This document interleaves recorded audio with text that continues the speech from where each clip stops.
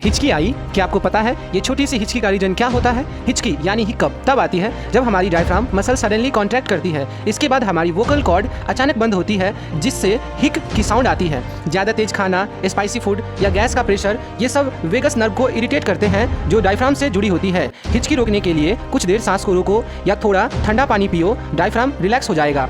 अब जब भी हिचकी आए समझ जाओ ये एक छोटी सी बॉडी ग्लिच है। ऐसी ही अमेजिंग साइंस फैक्ट के लिए टैलेंट फ्यूजन प्रवेश को लाइक, शेयर और सब्सक्राइब करना ना भूलें।